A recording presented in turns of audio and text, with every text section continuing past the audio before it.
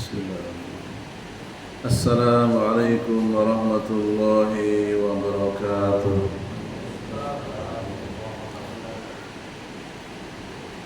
Innal hamdalillah nahmaduhu wa nastaghfiruhu wa na'udzu billahi min shururi anfusina wa min sayyiati a'malina. Man yahdihillahu fala mudilla lahu wa man yudlil fala hadiya lahu. Wa asyhadu an la ilaha illallah wahdahu la syarika lah wa asyhadu anna sayyidana wa nabiyyana wa imamana wa qudwatana Muhammad ibn Abdullah asyhadu annahu rasulullah ila saqalaini al-jinni wal insi ila al-arabi wal ajami wa asyhadu annahu khatamun nabiyyin la nabiyya ba'dah wa annahu balagha risalata wa adal amanata wa nasahal ummah wa jahada fillahi haqqa jihadih hatta atahu min rabbih al-yaqin. Jamaah salat maghrib Masjid Al-Mukhlisin rahimani wa rahimakumullah. Alhamdulillah kita masih diberikan kesempatan untuk melanjutkan pembacaan kitab Syarh Usuli Sunnah lil Imam Ahmad bin Hanbal rahimahullahu ta'ala. Kitab yang menjelaskan pokok-pokok keimanan, pokok-pokok akidah yang diyakini oleh Nabi Muhammad sallallahu alaihi wasallam dan seluruh sahabat-sahabatnya. Penulis Al-Imam Ahmad, beliau hidup antara tahun 164 Hijriah, wafat tahun 241 Hijriah. Umur beliau 77 tahun. Beliau menulis, merekam berdasarkan dalil dari Al-Quran dan hadis Nabi yang makbulah, yang sahih maupun yang hasan. Beliau rangkum dalam kitab beliau Usulu Sunnah, yang kemudian dijabarkan secara rinci oleh banyak para ulama, baik terdahulu maupun ulama kontemporer. Kitab beliau itu pada abad kedua. Sementara kitab akidah yang terkenal yaitu Sifat 20 yang ditulis oleh Abu Hasan al-Asy'ari, beliau lahir itu setelah kematian Imam Ahmad 19 tahun berikutnya. Jadi jauh jaraknya ya. Imam Abu Hasan al-Asy'ari itu tahun 260 beliau lahir. Imam Ahmad meninggal 241. 19 tahun setelah Imam Ahmad meninggal baru lahir Imam Abu Hasan al-Asy'ari. Akidah beliau yang berada di fase pertama itulah yang paling banyak dijadikan pegangan di negeri kita. Kita akui itu mayoritas Asy'ariyah. Fase Imam Abu Hasan al-Asy'ari memiliki keyakinan terhadap nama dan sifat Allah itu mengalami perubahan. Ada fase pertama, fase kedua, sampai dengan fase terakhir beliau mengalami perubahan. Sebagaimana kita sampai usia saat ini, apakah dengan warna yang sama? Tentu berbeda kan? Dulu waktu kita SMP, keyakinan kita banyak mengalami perubahan. Di SMA ketemu dengan guru A, lain lagi. Kuliah ketemu dengan guru B, lain lagi, gitu ya. Lalu kemudian kita dengan berjalannya waktu menggunakan hati dan akal pikiran, menentukan sikap mana yang harus saya pilih, akidah yang mana yang harus saya pilih, kan begitu. Demikian juga Abu Hasan Al-Asy'ari, beliau di waktu kecil ditinggal mati oleh ayahnya. Beliau yatim, ibunya meninggal, ayahnya meninggal, ibunya menikah lagi dengan tokoh Mu'tazilah. Akidahnya akidah yang cenderung kepada Mu'tazilah. Wajar setelah sekian puluh tahun lamanya Imam Abu Hasan Al-Asy'ari bertemu dengan murid-muridnya Imam Ahmad. Sebelum beliau wafat, Imam Abu Hasan Al-Asy'ari menulis buku dengan judul Al-Ibanah fi Ushul Diyanah. Kitab itulah kitab yang dianggap sebagai kitab akidahnya Imam Abu Hasan Al-Asy'ari fase yang terakhir. Kitab itu yang di Indonesia kurang dibahas dan kurang terkenal. Banyak orang-orang yang masih berpegang dengan akidahnya Imam Abu Hasan Al-Asy'ari fase pertama. Jadi dimaklumi ya, kalau ada saudara-saudara kita yang masih mengambil akidah Imam Abu Hasan Al-Asy'ari, karena memang butuh waktu, butuh guru yang lebih banyak yang harus menjelaskan kepada masyarakat akidahnya Nabi Muhammad dan para sahabat itu seperti apa.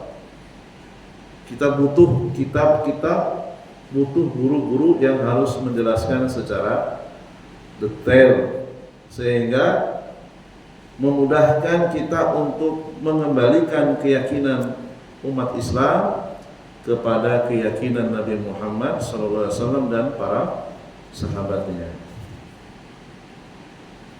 Di antaranya adalah kitab ini berusaha untuk mengembalikan akidah kaum muslimin yang mungkin sebagian ada yang sudah tahu, sebagian belum tahu. Maka kita kembalikan ke abad kedua, abad yang sangat dekat dengan para sahabat. Akidahnya Nabi Muhammad dan para sahabat dirangkum oleh Imam Ahmad bin Hanbal dalam kitab Ushulus Sunnah. Qala al-mu'allifu rahimahullahu ta'ala, berkata Imam Ahmad rahimahullahu ta'ala pada matan selanjutnya, al-imanu bima ja'a fil ahadisi, di halaman 46. Beriman dengan seluruh hadis-hadis Nabi yang datang kepada kita. Wa misla makana mislahu fil qadari, sebagaimana terdahulu kita telah membahas tentang hadis-hadis yang berhubungan dengan takdir. Wa misla ahadisir ru'yati kulliha, demikian juga hadis-hadis Nabi yang membicarakan tentang melihat Allah di hari kiamat atau di negeri akhirat. Wa inna'at anil asma'i, walaupun hadis-hadis tersebut jarang didengar. Wastawhasa minha al-mustami'u, walaupun ada manusia yang tidak suka membacakan atau mendengarkan hadis-hadis tentang melihat Allah di akhirat. Wa innama alaihi al-imanu biha, kewajiban kita sebagai seorang muslim mengimani saja. Demikianlah yang dipraktikkan oleh seluruh para sahabat. Wa an la yarudda minha harfan wahidan, tidak boleh kita menolak ucapan Nabi walaupun satu huruf. Apalagi lengkap satu hadis kita tolak, ini bisa membatalkan syahadat kita, asyhadu anna Muhammadar Rasulullah. Wa ghairuha minal ahadisil ma'surati anisiqati, dan hadis-hadis yang lainnya yang bersumber dari para sahabat yang terpercaya, dari para ulama yang meriwayatkannya.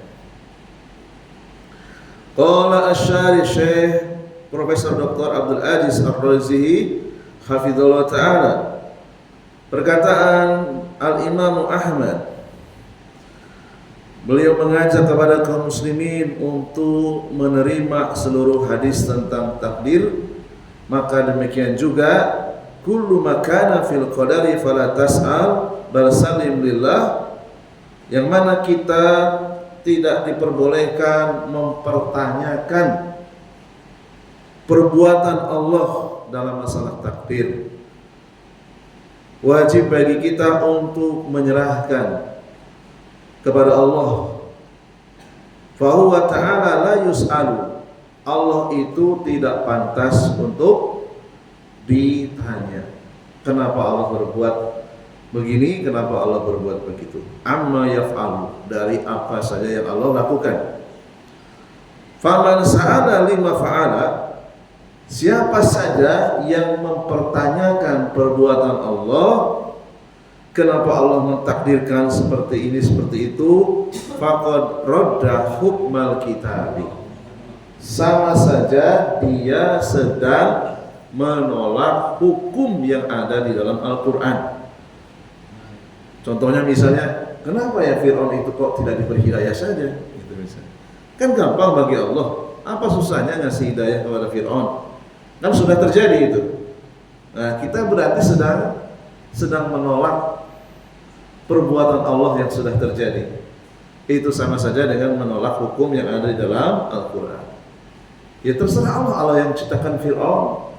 Allah mau memberi hidayah mau tidak, itu bukan urusan kita. Gitu ya. Wa man radahaka hukmal kitabi kana minal kafirin. Barang siapa yang sengaja menolak hukum yang ada di dalam Al-Quran, maka dia bisa menjadi golongan orang-orang kufur, orang-orang yang kafir. Wa qawluhu wa misla ahadisi ru'yati kulliha, maka konsekuensi kita sebagai seorang muslim yang sudah mengucapkan dua kalimat syahadat, wajib menerima hadis-hadis tentang melihat Allah semuanya tanpa terkecuali. Wa inat anil isma'i wastauhasha minha al-mustami', walaupun kadang ada saja yang tidak suka mendengarkan hadis-hadis tentang melihat Allah di akhirat.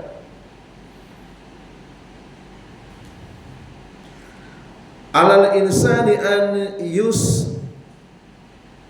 an yusallima bi ahaditsir ru'yati. Hukumnya wajib bagi setiap muslim menerima hadis-hadis tentang melihat Allah. Ru'yatul mu'minina li rabbihim yaumal qiyamati yu'manu biha. Kaum mukminin, orang-orang yang bertauhid nanti di hari kiamat akan diberikan kesempatan melihat Tuhan mereka. Wa qad arabna anna man lam yu'min bil qadari wa huwa kafir, kadzalika man lam yu'min bi ru'yatillahi yaumil qiyamah fa huwa kafir. Kalau ada orang yang menolak hadis-hadis tentang takdir, tidak beriman. Kalau ada orang yang menolak atau tidak beriman tentang berita bahwasanya Allah itu bisa dilihat pada hari akhirat nanti, maka orang tersebut bisa jatuh kepada kekafiran. Kafarahu al-a'immatu kal imami Ahmad wa ghairihi.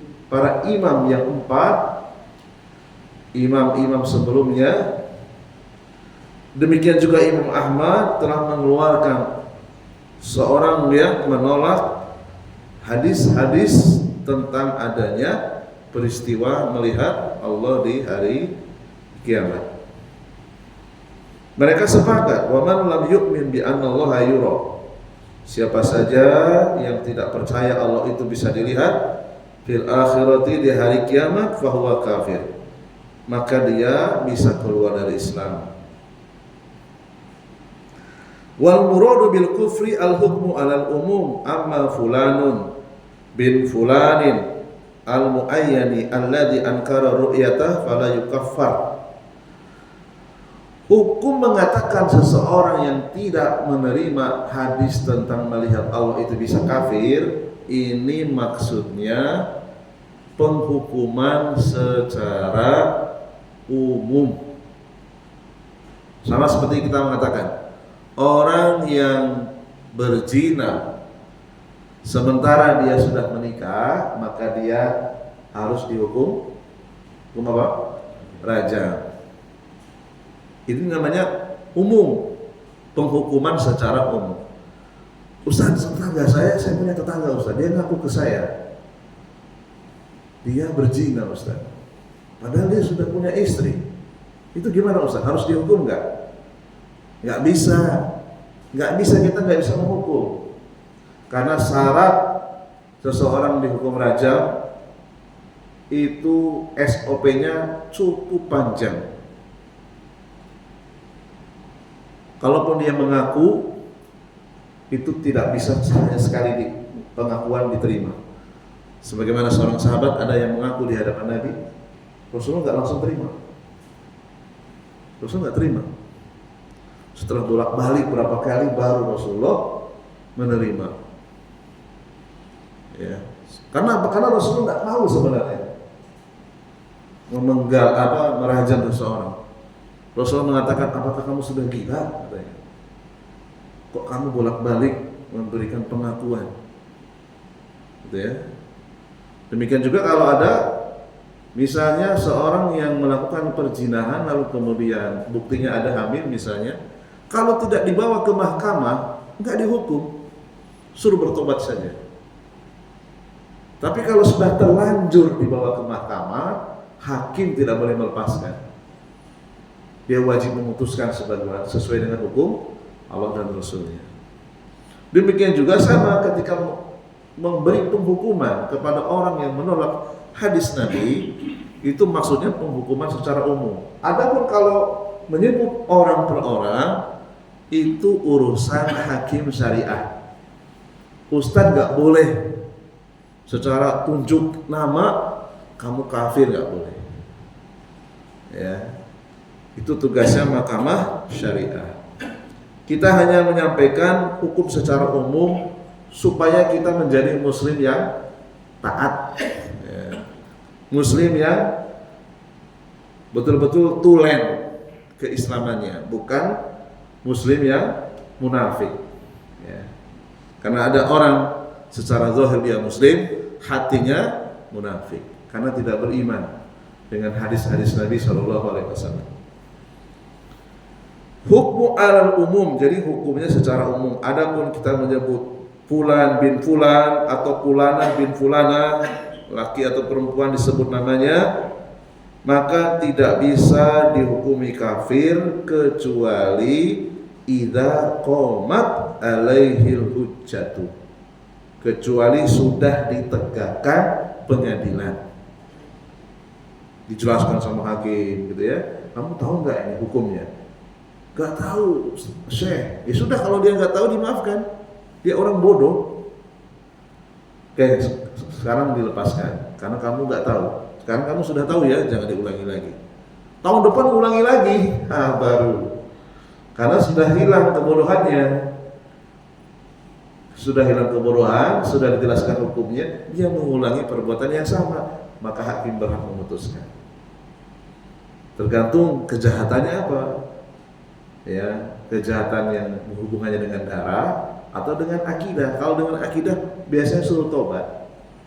Kalau sudah tobat sudah bebaskan. Saya tobat, saya tidak mau dipenggal. Mulai hari ini saya beriman kepada seluruh hadis Nabi. Udah dimaafkan.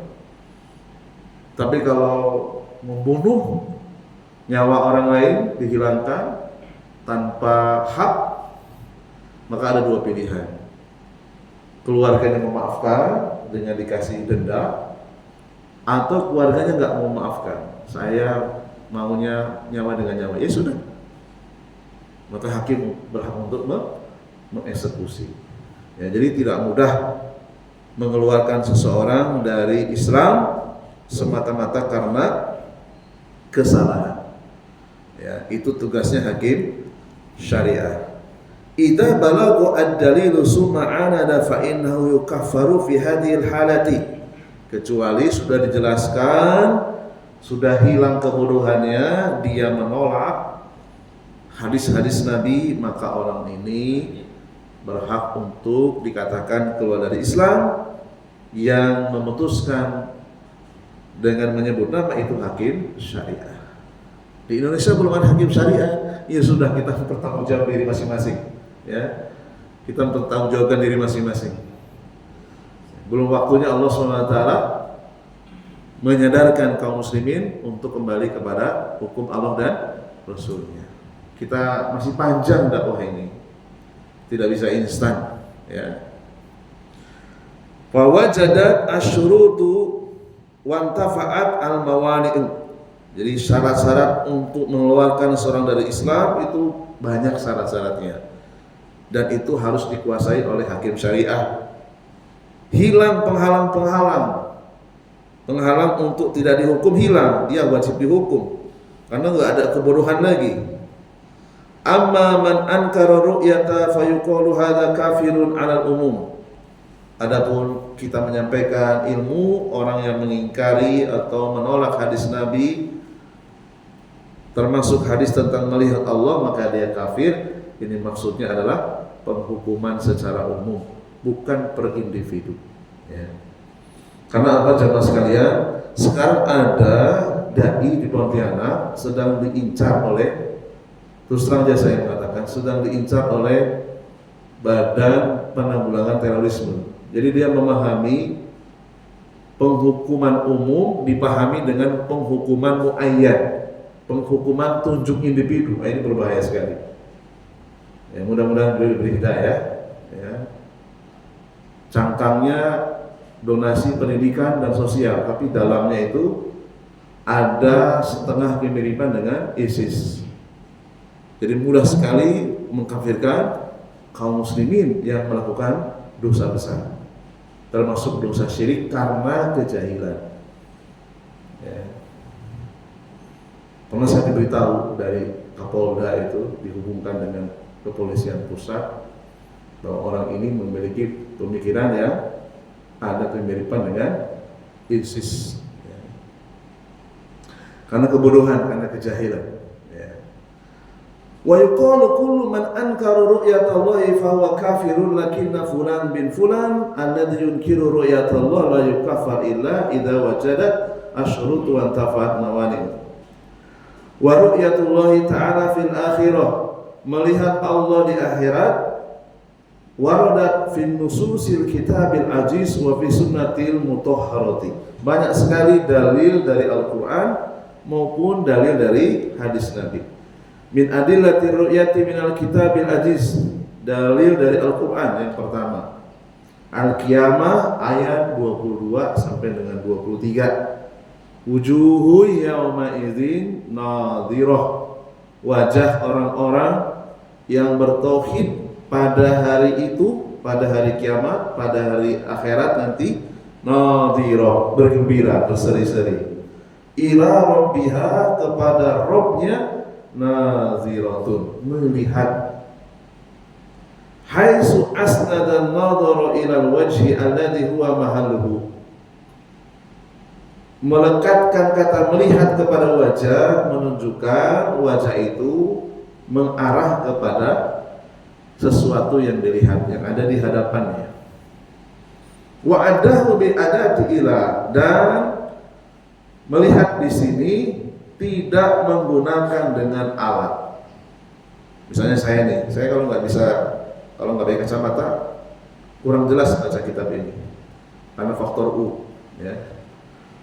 Dan di surga nanti, di akhirat nanti, kata para ulama, makna ila, melihat langsung, itu tanpa alat.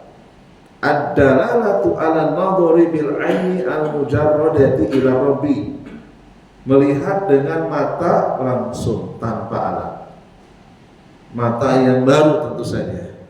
Ketika kita dibangkitkan oleh Allah SWT dari alam kubur, Allah ciptakan organ tubuh yang baru, mata yang baru, mata yang pernah kita gunakan di dunia itu sudah hancur, udah ganti lagi. Wa ahlal kalamu an qurinatin tadullu ala khilafil mawdu'i wa haqiqatihi. Karena tidak ada keterangan dari Al-Quran maupun hadis, makna melihat kepada Allah langsung berarti betul-betul melihat tanpa alat, melihat yang sebenarnya, bukan pakai teropong. Ya. Fadalla ala anna al-murada an-nadharu bil aini allati fi wajhi ila rabbi jalla jalaluh. Ya. Dan tentunya kita mestinya punya perasaan penasaran ya, seperti apa wajahnya Allah. Ya, kita kalau nggak ketemu dengan keluarga berbulan-bulan itu rindu ya, pengen melihat. Apalagi zat yang menciptakan kita seperti apa ya, tidak bisa dibayangkan. Ya. Dalil yang kedua, Yunus 36. Allah SWT mengatakan lilladzina ahsanu, orang-orang yang telah berbuat baik, maksudnya adalah orang-orang yang bertauhid. Karena kebaikan itu bertingkat-tingkat, ahsanu itu bertingkat-tingkat. Kebaikan yang tertinggi adalah tauhid. Kebaikan berikutnya adalah mengikuti Rasulullah SAW. Kemudian bermuamalah dengan selain Allah dan Rasulnya, bermuamalah dengan kedua orang tua, dengan tetangganya, dengan masyarakat umum. Orang-orang yang telah berbuat baik itu akan diberikan al-husna wa jiyadah, diberikan surga dan jiyadah. Jiyadah dipahami oleh para ulama sebagaimana disebutkan dalam Sahih Muslim nomor hadis 181, hadis yang datang dari Suhaibah. Makna jiyadah di situ adalah melihat wajahnya Allah. Oleh karena itu, sebaik-baik tafsir Al-Quran adalah tafsir yang bersumber dari pemahaman para sahabat. Kemudian dicantumkan dalam hadis-hadis, kitab-kitab hadis, Sahih Bukhari, Sahih Muslim dan seterusnya. Kemudian dalil yang ketiga, Al-Mutaffifin ayat yang ke-15. Kalla, sekali-kali tidak, innahum, sesungguhnya mereka orang-orang kafir, an rabbihim yauma idzin, kepada Tuhan mereka yauma idzin pada hari kiamat, lamahjubun, benar-benar terhalangi pandangannya. Orang-orang kafir terhalangi, tidak bisa melihat Allah. Al-Imam Syafi'i rahimahullah ta'ala istadalla bihadihil ayati ala ru'yatil mu'minin li rabbihim yaumal qiyamah. Al-Imam Syafi'i beliau perintis ilmu usul fikih ya. Kalau orang kafir terhalangi melihat wajahnya Allah, berarti orang mukmin tidak terhalangi, gitu cara memahaminya. Kalau kertas ini basah, maka lawannya kertas ini kering, kira-kira begitu ya. Kalau orang kafir itu terhalangi melihat Allah, Imam Syafi'i memahaminya, maka orang-orang mukmin itu melihat Allah. Beliau mengatakan, lamma hujiba haula'i, ketika orang kafir terhalangi melihat Allah, fisahati, karena Allah murka kepada orang kafir. Dia diciptakan tapi mengabdi kepada yang lain, bukan kepada yang menciptakan. Itu jelas Allah tak terima. Dalla ala annal mu'minina yarawna fi ridho, maka orang-orang yang menyembah Allah saja, mati tidak membawa dosa syirik, akan bisa melihat Allah tanpa ada penghalang, fir ridho, karena Allah ridho. Ini perkataan Imam Syafi'i.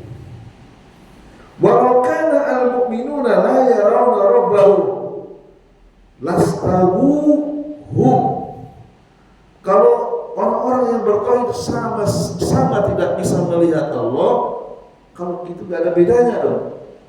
Orang mukmin dan orang kafir, lastahu, tidak ada bedanya dengan mereka. Wal kufar, sementara orang kafir disebutkan dalam surat Al-Mutaffifin fil hajbi, terhalang melihat Allah. Maka kesimpulannya, orang-orang mukmin nanti di akhirat akan bisa melihat Allah SWT, karena orang-orang mukmin adalah manusia-manusia yang mendapatkan keridhaan dari Allah Subhanahu wa taala. Kemudian nau'ul hadisi al-waridati fi ru'yati rabbil alamin, dalil-dalil yang bersumber dari hadis Nabi. Dikatakan oleh penulis hafizallahu taala, al-ahadisu fi ru'yati sahihatun mutawatiratun. Hadis-hadis yang menjelaskan Allah bisa dilihat di hari kiamat oleh orang-orang mukmin, hadisnya sahih dan banyak yang meriwayatkan, mutawatir. Ya. Al-Imam Ahmad mengatakan, Al-Imam Ibnu Qayyim mengatakan di dalam kitabnya, kitab yang berjudul Kitabur Ruh, Kitab Ar-Ruh, mutawatiratun fi sahihi was sunanu wal masanidi rawahu anin nabi sallallahu alaihi wasallam aksaru min salasina sahabiyan kuliha tusbitu ru'yatal mu'minina li rabbihim, yang meriwayatkan hadis-hadis Nabi tentang melihat Allah di akhirat selain mutawatir dan sahih lebih dari 30 sahabat yang meriwayatkan.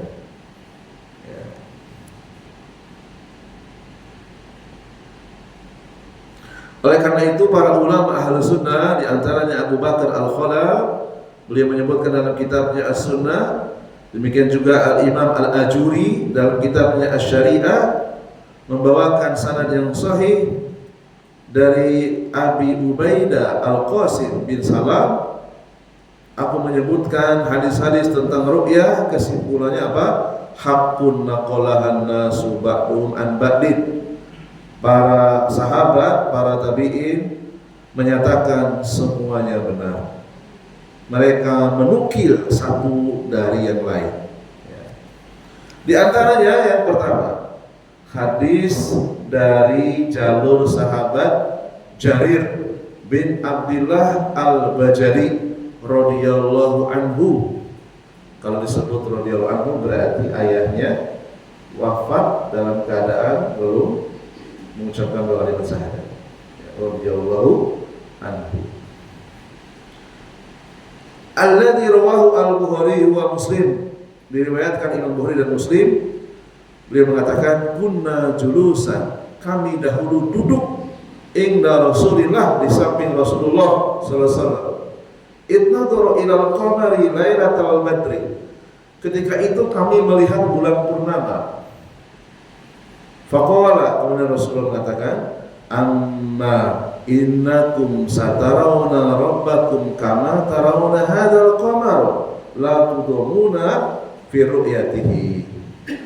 Sesungguhnya kalian para sahabatku akan melihat Allah Subhanahu wa taala, mudah melihat Allah nanti sebagaimana kalian melihat bulan purnama itu. La tudamuna, tidak berdesak-desakan, fi ru'yatihi, ketika melihatnya. Fa in istata'tum an la taglibu ala salatin qabla tulu'i syamsi wa qabla ghurubiha faf'alu, maka berusahalah kalian untuk tidak melewatkan sholat berjamaah subuh dan asar. Berusahalah kalian untuk istiqomah melakukan sholat berjamaah subuh dan asar, maka kalian akan mudah, dipermudah melihat wajahnya Allah SWT. Kemudian sahabat yang mulia Jarir bin Abdullah Al-Bajali Beliau juga membawakan ayat wasabbih bihamdi rabbika qabla tulu'i syamsi wa qabla ghurubiha.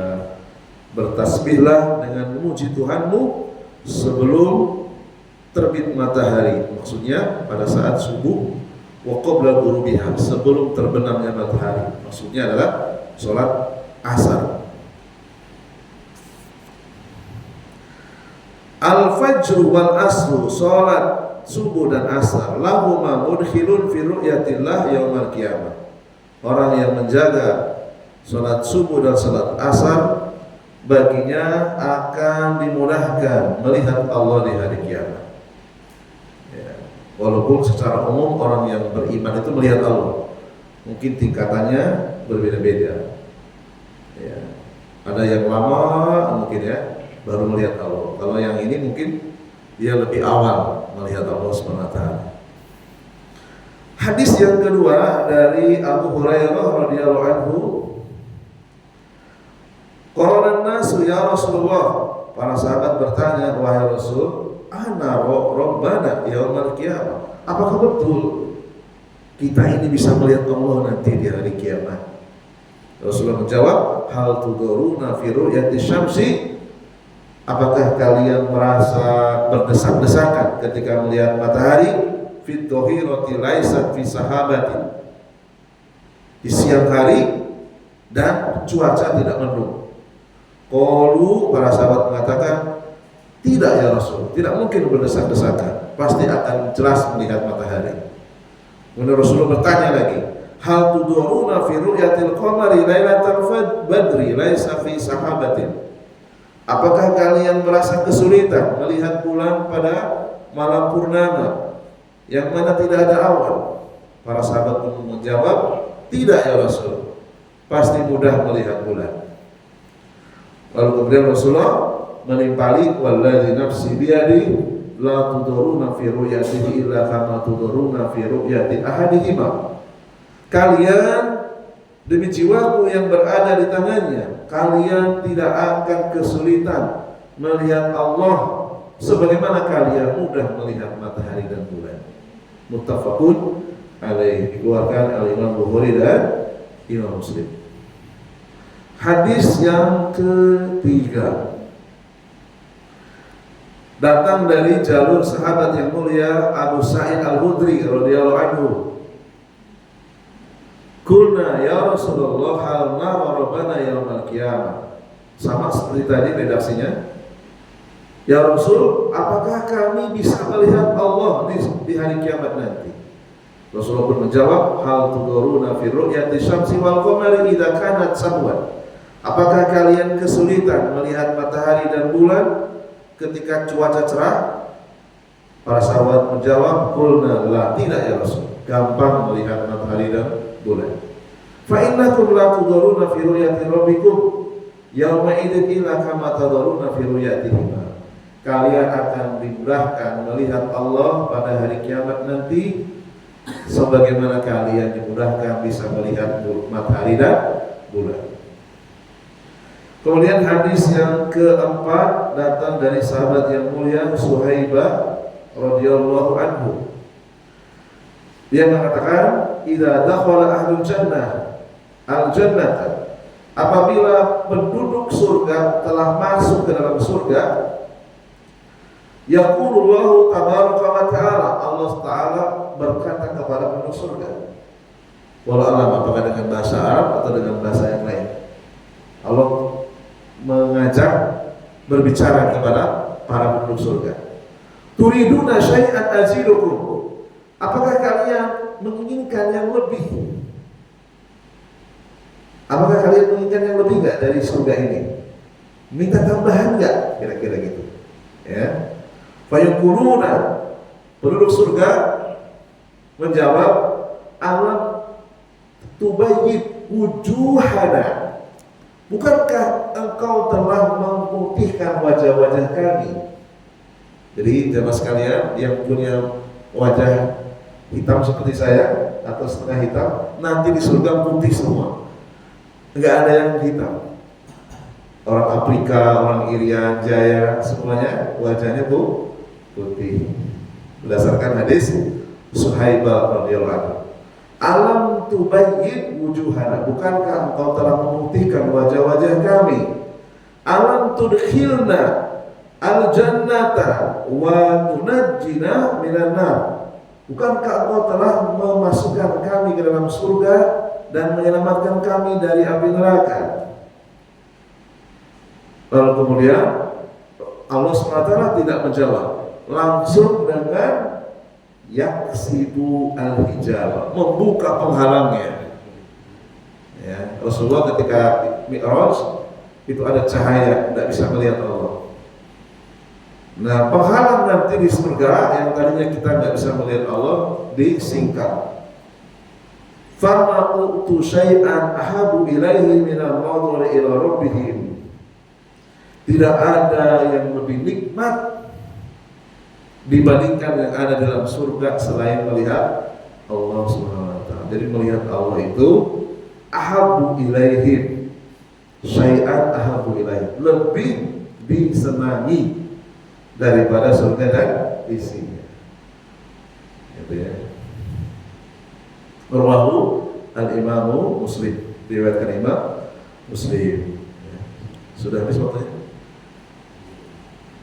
Berapa menit lagi? 3 menit lagi. Oke. Lanjut atau cukup?